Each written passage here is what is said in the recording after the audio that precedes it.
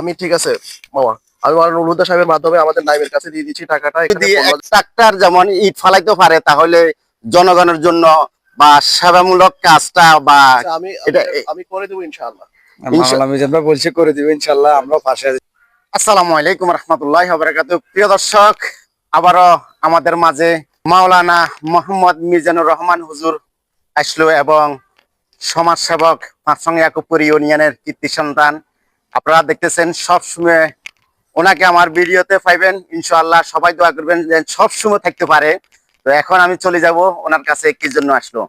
আলহামদুলিল্লাহ ওয়াসসালাতু ওয়াসসালামু আলা রাসূলিল্লাহ ওয়া আলা আলিহি ওয়া আসহাবিহি আজমাইন। বিশেষ করে আমার আজকে উদ্দেশ্য হচ্ছে, সকাল থেকে আমরা ভালো কাজ করছি। আমরা শরীফপুরে গিয়েছিলাম, আমাদের এই যে ডাক্তার ফারুক কাকা সহ মাওলানা নুরুল হুদা, আমাদের নাইম সহ গিয়ে আমরা সেখানে 3টা পরিবারের মাঝে নগদ অর্থ দিয়ে আসছি। তো এখন আমি আসছি মূলত আমাদের স্নেহের নাইম। বিশেষ করে সে বারবারই আমাদের এই পাশের একটা বাড়িতে একটা বিয়ে হচ্ছে, একটা অসহায় পিতার মেয়ে, সেখানে আমাদের এলাকার অনেকে সহায়তা করেছেন।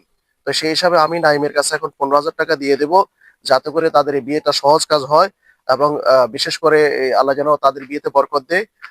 এই হচ্ছে, এই জন্য আজকে এখানে দাঁড়িয়েছি আর কি। ধন্যবাদ। তো আমি ঠিক আছে মামা, আমি মাওলানা নুরুল হুদা সাহেবের মাধ্যমে আমাদের নাইমের কাছে দিয়ে দিচ্ছি টাকাটা। এখানে 15,000 টাকাই আছে। এই টাকাটা ইনশাল্লাহ নাইম তাদের কাছে পৌঁছিয়ে দেবে। বিশেষ করে আরেকটা বিষয় বলতে চাই, অনেকে বলে, প্রশ্ন করে যে প্রচার প্রচারণা কেন? প্রচার প্রচারণা এই জন্য দরকার যে যাতে করে মানুষ উৎসাহী হয়। এবং এখানে এই টাকাটা আসলে আমার না, আমার এই দুই ভাই, একজন ঢাকার ব্যবসায়ী রাশেদ ভাই, আর একজন আমার প্রিয় বন্ধু জাকির হোসেন পাটোয়ারি, তারা দিয়েছেন। তারা যদিও নিষেধ করেছেন, তারপর এটা আমার দায়বদ্ধতা থেকে এই কথাটা বলা দরকার। আর বিশেষ করে নাইম খুব বেশি আমাকে জ্বালাতন করেছে যে ভাইয়া কখন দিবেন, কখন দিবেন, কখন দরকার।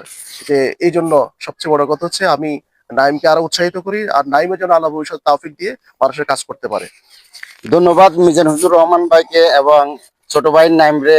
একটু কথা বলি। সালাম আলাইকুম ভাই। আসসালামু আলাইকুম রহমতুল্লাহি ওয়া বারাকাতুহু। মাওলানা মোহাম্মদ মিজানুর রহমান ভাই যে সমাজ সেবক ভাবে কাজগুলো করে যাইতেছে, তো এটা সম্বন্ধে একটু কিছু বলেন।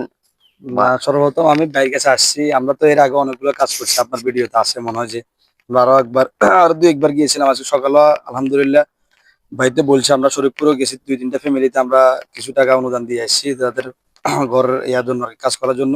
তো আমি গত এক সপ্তাহ আগে মিজান ভাইকে বলছি যে এমনি ভাই এই দরকার আমাদের, আমাদের পাশের বাড়ি, তার নামটা উল্লেখ করলাম না আর কি, তার মেরে ভাই বিয়ে, তার আর্থিক অবস্থা খুবই খারাপ। তখন মিজান ভাই বলছে যে দেখো নাইম, আমি দেখতেছি সেটা, কারণ মানুষে তো এই বন্যা থেকে শুরু করে এই পর্যন্ত অনেক খরচ গেছে, মানুষ অনেক দিয়েছে, এখন সম্ভব হচ্ছে না বা এরকম কিছু আর কি। তাই বলছি ভাই আপনি চেষ্টা করেন, আপনি পারবেন। আপনি এরপরে বলার পরে ভাই এরপরে আমাকে নিজ নিজ দায়িত্বে আসে ভাই আমার বলছে যে এমনি এমনি নাইম আমি টাকাগুলো ম্যানেজ করছি।